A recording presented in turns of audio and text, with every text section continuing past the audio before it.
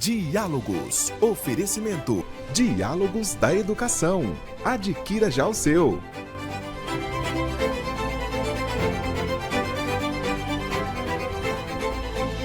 Diálogos, com Anderson Junque.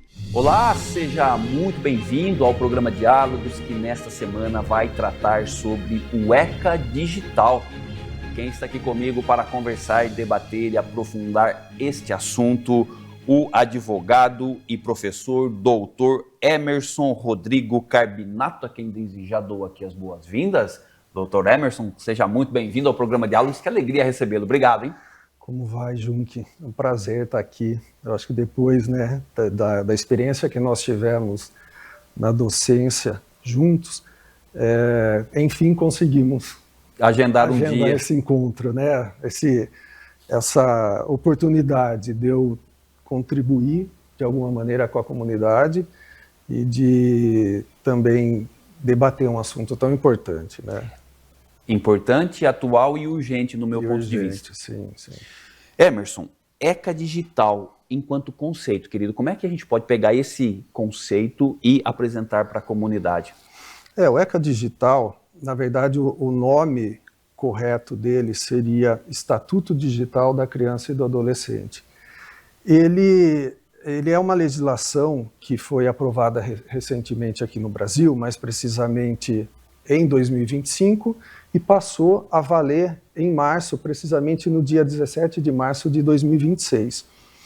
E é uma legislação que se preocupa, que dá uma continuidade a uma preocupação que já existiu lá no final dos anos 80, início da década de 90, a partir da criação do Estatuto da Criança e do Adolescente. Como naquela época não existia internet, não existia os meios, as mídias digitais, a legislação não fez não tinha nada nesse sentido, não tinha dispositivos que regulassem essa proteção da criança, do adolescente no ambiente digital. E aí, de uma maneira tardia, sob o meu ponto de vista, em 2025, a gente conseguiu a promulgação dessa lei, lembrando que ela foi uma lei que veio de um grande burburinho, nem sei se eu posso dizer se é burburinho, não é grande, mas de uma grande repercussão do vídeo do Felca, daquele influencer Felca, que fez uma denúncia a respeito da utilização de imagens de criança de maneira inadequada, a chamada adultização das crianças, com crianças sendo expostas com roupas de adultos. Então foi uma situação em que a denúncia gerou uma repercussão e essa repercussão forçou o Congresso, o Congresso se sentiu na obrigação de aprovar um projeto de 2022, de autoria do Alessandro Vieira, e o congressista, e ele propôs essa aprovação do ECA Digital. E ele veio trazendo algo que até então a gente clamava não só para as crianças e para os adolescentes, mas para toda a internet. E conseguimos a aprovação desse Estatuto Digital da Criança e do Adolescente, trazendo uma proteção, que, como eu disse, é uma proteção que ela não, sob o meu ponto de vista, ela não deve acontecer ela não deve existir só para criança e adolescente. Sim. Mas, a grande inovação dela, sob o meu ponto de vista também, a necessidade dela, o avanço dela, é no sentido de colocar na parede, jogar para as empresas que mexem com tecnologia, as Big Techs, e também as Big Techs, colocar para elas uma responsabilidade que até então elas não tinham. E por isso que eu digo, veio de maneira tardia e não deveria ser só para as crianças, só para os adolescentes, porque é um tipo de proteção que todos nós precisamos, não só as crianças e os adolescentes, mas que o contexto que deu ensejo a promulgação dessa lei foi justamente esse vídeo né, do influencer, né, do influenciador, gerando um alarmismo. E esse alarmismo criou todo o contexto para essa promulgação. O ECA digital é uma ferramenta ou até mesmo uma continuidade do Marco Civil da internet. É uma impressão errada minha? Não, Junque, não é. O conjunto hoje legislativo, né, o que a gente tem de normas em direito digital, em matéria de direito digital, surgiu a partir do Marco Civil da internet, né, que lá em 2013 foi promulgado, e ele, naquele momento, ele significou uma resposta às demandas que a sociedade tinha naquela época. E só que com o tempo, o Marco Civil da internet, até por questões relacionadas ao período após 2013, que demandou do sistema uma preocupação maior com aquilo que a internet sempre produziu, mas que nunca nos afetou, pelo menos a gente nunca achou que nos afetou, que é o tratamento de dados sem o nosso conhecimento, com finalidades das quais a gente não tinha nenhuma forma de conhecer essa... nem de conhecimento, nem de domínio, né? Nem de domínio, de saber o que estavam fazendo com os nossos dados. E os nossos dados foram utilizados de maneira, muitas vezes, a devassar nossa privacidade e outras vezes de determinar e moldar o nosso comportamento. Então, surge a Lei Geral de Proteção de Dados, em 2018, que se mostrou, naquele período, a princípio, não vou dizer suficiente, mas uma legislação bem adequada ao momento que a gente vivia, e só que a tecnologia, os meios digitais, as redes sociais, elas caminharam numa velocidade muito maior do que a gente poderia, juridicamente falando, pensar numa regulação, né?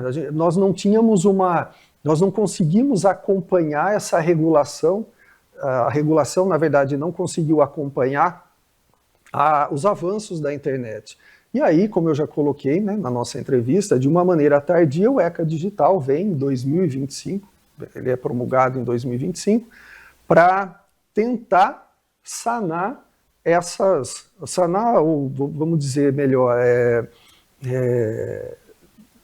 resolver essas demandas que, a partir de 2013 e 2018, elas não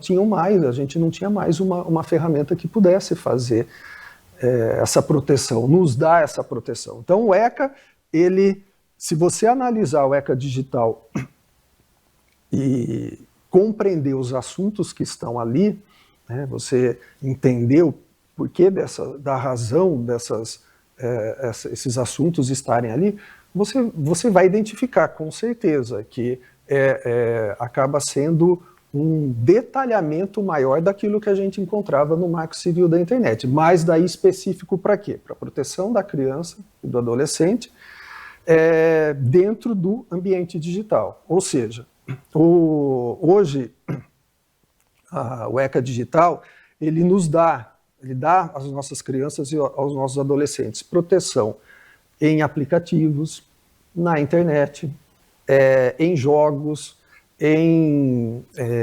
sistemas como Windows, Linux. Ou seja, a criança e o adolescente hoje tem uma lei que a protege estando ela em qualquer ambiente digital. Em qualquer ambiente digital. E principalmente, não somente no Brasil. Não somente essa empresa, o aplicativo, tendo uma sede no Brasil. Essa, na verdade, é uma das limitações que o ECA nos traz, tá, Junque? Por quê? Porque a partir do momento que você define que a nossa lei brasileira vai ser aplicada a empresas estrangeiras, nós teremos o problema de conseguir atingir essas empresas brasileiras sediadas em outros países. Essas empresas que atingem o povo brasileiro, as crianças, os adolescentes brasileiros, é difícil juridicamente você atingi-las em território estrangeiro. Então, essa é uma das limitações dessa proteção. Tá? Okay. É algo que nós vamos depender daí de acordos de cooperação jurídica internacional com outros países para que a relação da justiça brasileira com a justiça desse outro país seja ágil o suficiente para conseguir coibir ou gerar um receio delas descumprir essa lei e não serem punidas por isso. Né? Então, o que é esse acordo de cooperação jurídica internacional? É um atalho que a justiça brasileira cria com a justiça do outro país para que uma investigação que demanda uma rapidez, uma agilidade, ela aconteça realmente com mais agilidade, com mais rapidez, a ponto de você não inutilizar todo o trabalho da polícia para chegar até o trabalho das investigações para chegar até o verdadeiro causador e quem causou os danos, né, às nossas crianças, aos nossos adolescentes. Então, é uma grande arma, como eu falei para você no início da nossa conversa. Era extremamente necessário fazer isso, aprovar uma lei dessa envergadura, mas a gente ainda tem brechas. Tá? Nós não temos uma blindagem total nesse... Quando você fala dessa blindagem total, você está falando de um certo acordo internacional, da comunidade internacional, também, que ainda não sentou para verificar isso. Porque os países também estão correndo, a maioria dos países, eles está correndo atrás dessa proteção. Tá? Só que a nossa legislação precisa conversar com a legislação deles. Tá bom? Então, essa responsabilidade que a gente traz para as empresas, para que ela seja efetiva, a gente precisa que a nossa legislação consiga estabelecer mecanismos para que as empresas situadas em outros países, mas que atuam aqui pela plataforma, pelos meios digitais, que elas possam sofrer as sanções, porque o estar sujeito à lei é estar sujeito às sanções. Porque se você como empresa sabe que você não vai receber uma sanção, a lei não vai te forçar nada, né? Você não se sente obrigado a cumprir aquela legislação, aquela norma.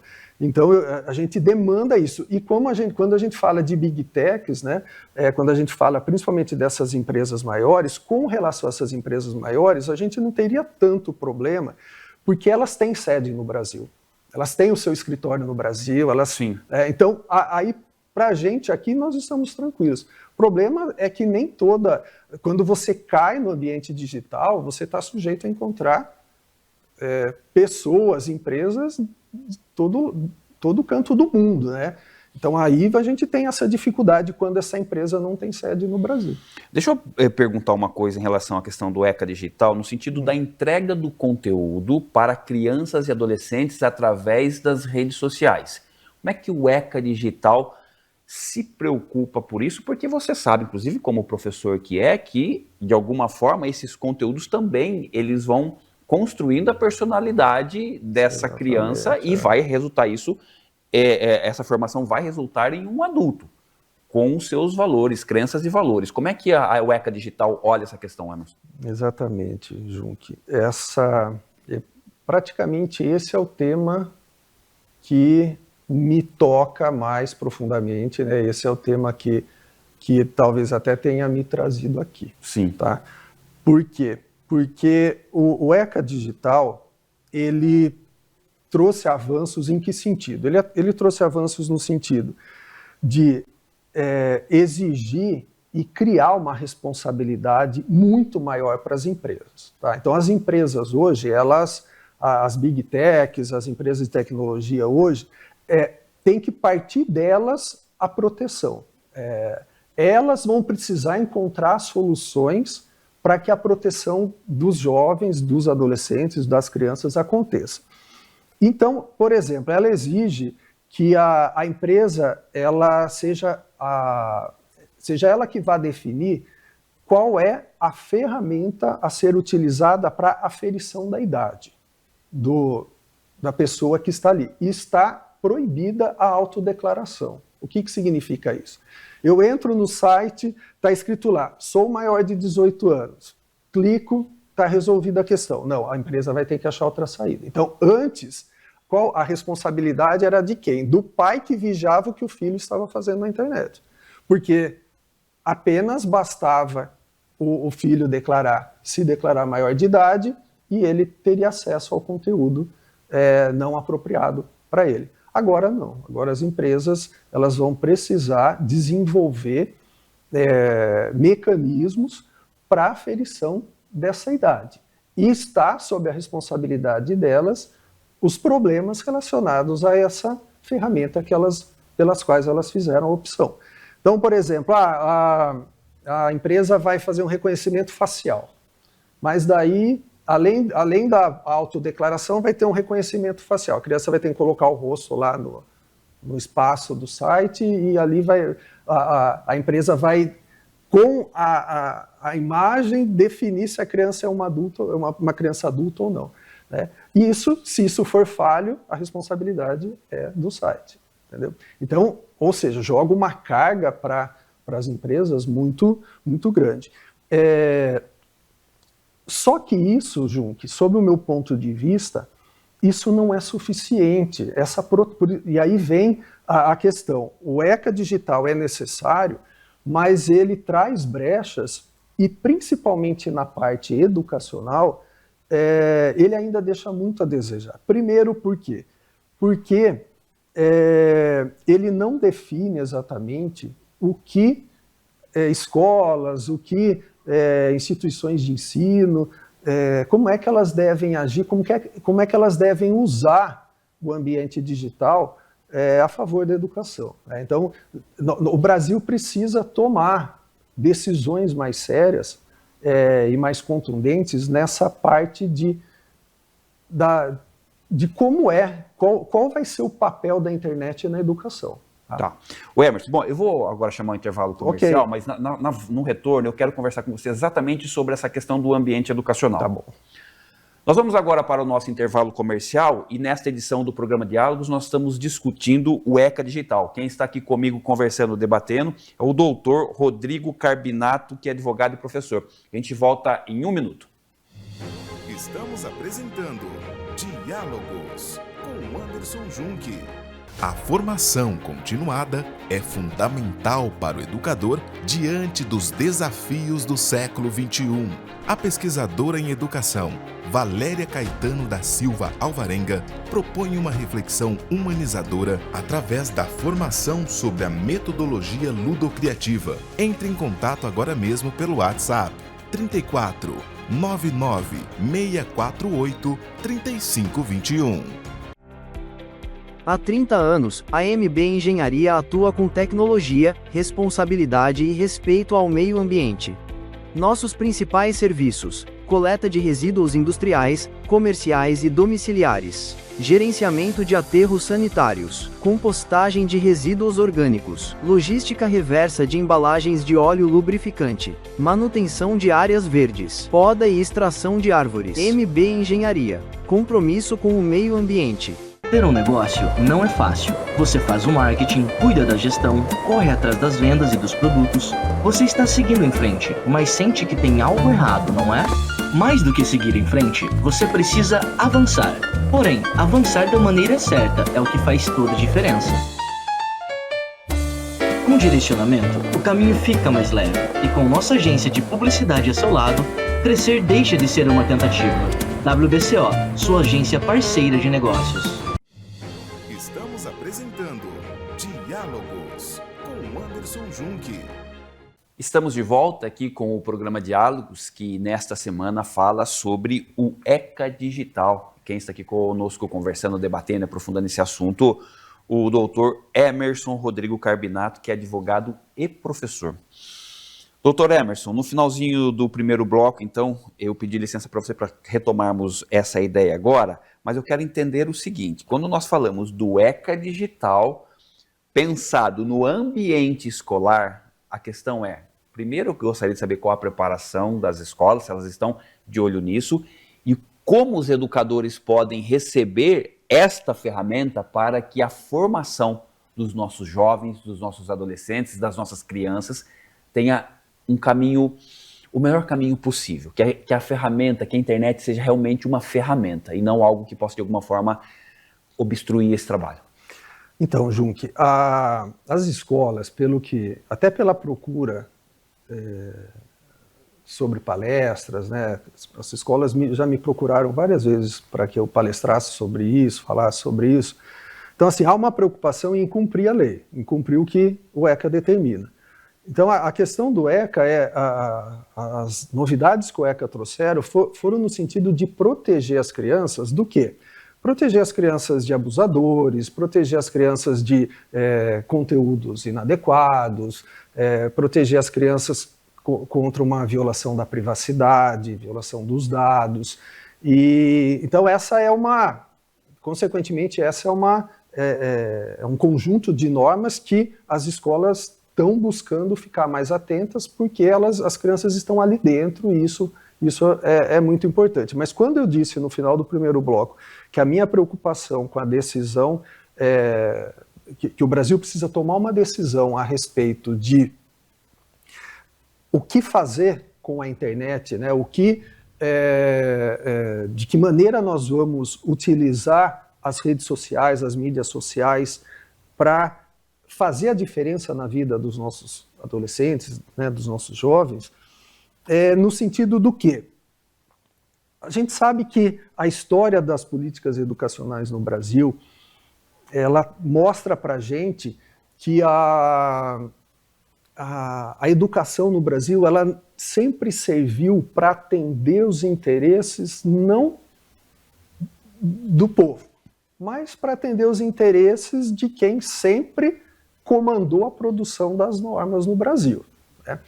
Ou seja, se lá atrás, vamos falar Brasil colônia, depois Constituição Brasileira primeira em 1824, e a partir daí, no próprio corpo das constituições brasileiras, regras sobre as políticas educacionais no Brasil, então a gente percebe que a preocupação sempre foi educar o povo brasileiro para atender uma demanda mercadológica, atender uma demanda que o mercado exige. Então, uma mão de obra mais qualificada, mas que apenas se qualificasse para trabalhar na indústria.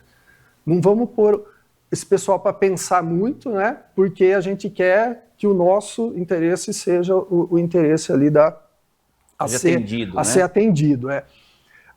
Então, o que eu vejo hoje é que, e aí que eu acho, que eu considero não vou dizer uma falha, mas e nem uma omissão, mas algo a ser aprimorado e ser pensado e ser decidido nós vamos continuar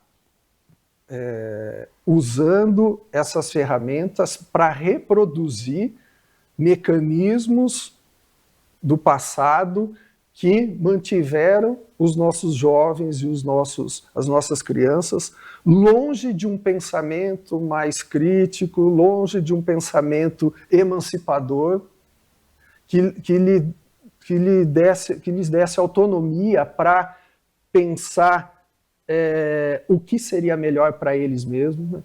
Por quê? Porque as redes sociais, o grande pecado aí da tecnologia hoje é ela ser usada em projetos de desinformação e mantendo aquela alienação que a gente conhece, pelo menos na história da educação brasileira, que a gente conhece do Brasil. Ou seja, essa seria uma chance, a internet seria uma grande ferramenta para que projetos emancipatórios dos nossos estudantes realmente fossem uma realidade. E no sentido do quê? Quando eu falo emancipatório é o seguinte, o aluno ele precisa pensar, o aluno ele precisa entender que quando tomam uma decisão por ele precisa entender qual é essa decisão. Por quê? Porque a internet nos vende muito a imagem de que há uma liberdade.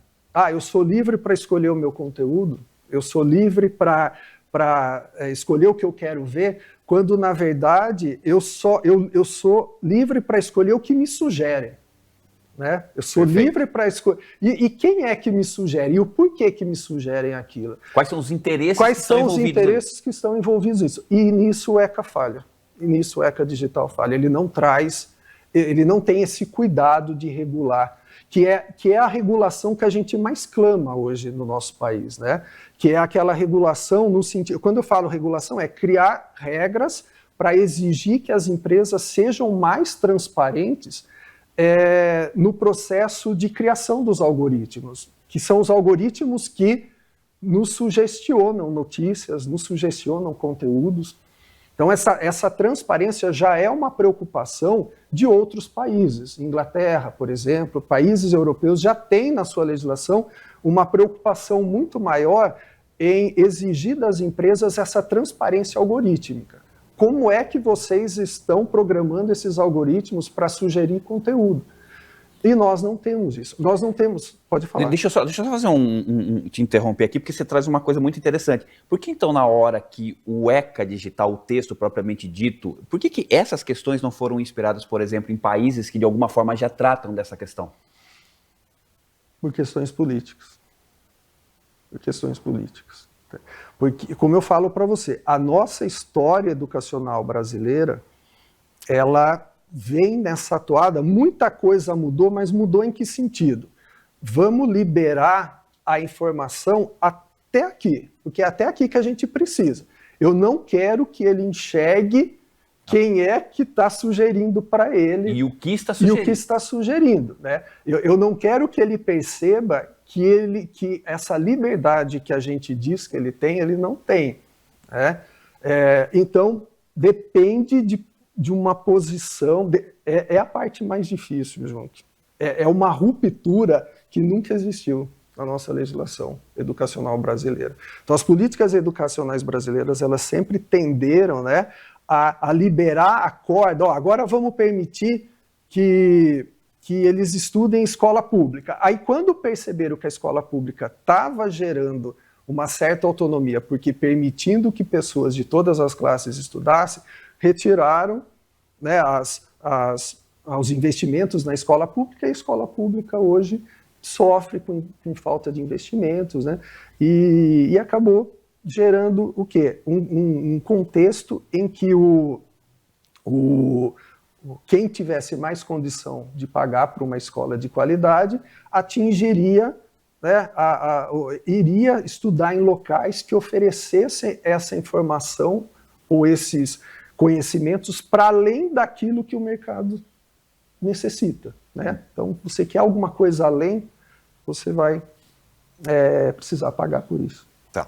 Bom, Emerson, você conhece aqui o nosso programa e eu sempre reservo uma fala de uma autoridade no assunto que tenha relação ou correlação com o assunto tratado. Eu escolhi para você uma afirmação do Paulo Freire, eu vou abrir aspas para ele e depois eu vou pedir o seu comentário. Abrindo aspas, então, para o Paulo Freire, ele vai dizer que a educação é comunicação, é diálogo na medida que não é transferência de saber. Fecha aspas, Paulo Freire. Comenta essa fala. Bom, João, que você trouxe a fala do Paulo Freire que resumiu muito aqui, né, a nossa entrevista. Né? Por quê? Porque se uma pessoa mais desavisada, ela toma contato com essa frase, ela vai dizer, mas como assim não transferência do saber? Né? O que tem de problema nessa transferência do saber, nessa frase? E o transferir o saber, na verdade, ele entra, né, nesse contexto como algo, eu não vou dizer inadequado, mas incompleto, porque o transferir o saber significaria reproduzir formas antigas de conhecimento que já não se adequam mais à nossa realidade. Então, o transferir o saber, ele é válido, a experiência ela é válida, mas o aluno, o adolescente, né, o educando, ele precisa, como já falado aqui, ele precisa se tornar um agente emancipado. Né? A educação precisa ser emancipadora no sentido dele conseguir olhar para as informações que foram transferidas para ele e entender quais continuam adequadas e quais não. Quais são aquelas que são frutos de decisões tomadas por ele e que não representam os interesses dele, e aquelas que, porventura, são informações que ainda guardam uma sintonia com a realidade atual. Então, esse diálogo representa o quê? Na frase do Paulo Freire, representa que eu não posso transformar a educação num canal de mão única, né? Precisa ser um canal em que o educando traga também as suas demandas e essa educação seja feita, ela aconteça diante do contexto do educando e não só sob o ponto de vista de quem transfere a informação, de quem transfere o saber. Essa frase ela nos permite uma discussão em várias camadas, né? Mas a ideia é que a internet, que o ECA digital, nós tenhamos um contexto em que essas ferramentas elas ajudem os nossos alunos a não só receber informação, mas que eles saibam receber, analisá-las e aplicá-las de acordo com seus interesses e com aquilo que a coletividade também onde ele vive demanda. Então essa transferência do saber indica esse canal de mão única e essa é uma grande crítica que o Paulo Freire faz à nossa educação bancária, que ele dá o nome, né, de educação bancária, a essa educação que vem só de um lado, né, que ela é transferida, é como se ela fosse imposta, né, e é isso que a internet não deveria proporcionar. Maravilha. Dr. Emerson Rodrigo Carbinato, meu querido, minha gratidão de verdade mesmo pela visita aqui ao programa Diálogos, pela socialização dos seus saberes. Peço aqui então as suas considerações finais e de verdade, querido, muitíssimo agradecido. Obrigado mesmo. Bom, Juque, primeiramente quero agradecer o convite.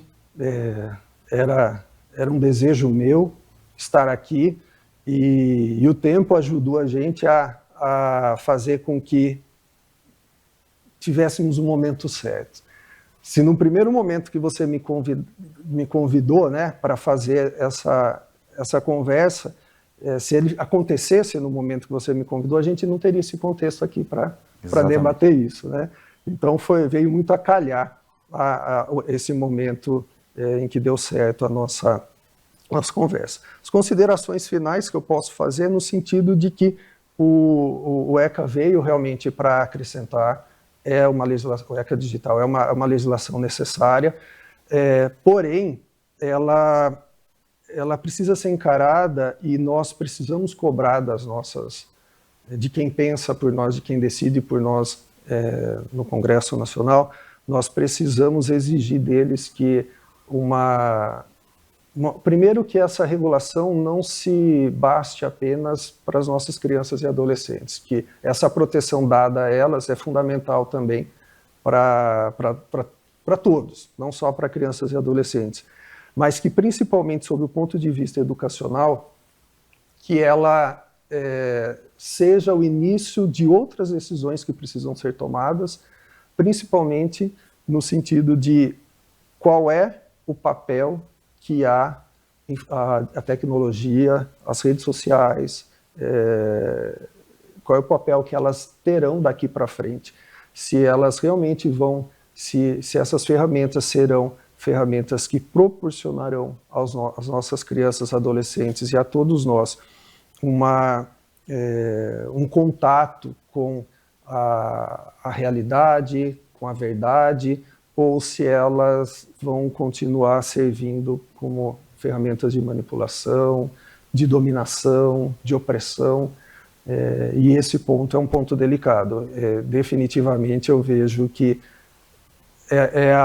como eu repito aqui, seria a maior ruptura que nós teríamos e, portanto, a maior dificuldade que encontraríamos nesse trajeto. Maravilha. Dr. Emerson Rodrigo Carbinato, obrigado, viu, querido? Saúde e paz. Obrigado para nós, para todos nós, foi um prazer. Você assistiu aqui mais uma edição do programa Diálogos, que nesta semana falou sobre o ECA digital. Quem esteve comigo aqui conversando, debatendo, aprofundando esse assunto, o Dr. Emerson Rodrigo Carbinato, Fique atento aos nossos canais para receber outros conteúdos. Um forte abraço para você e até mais.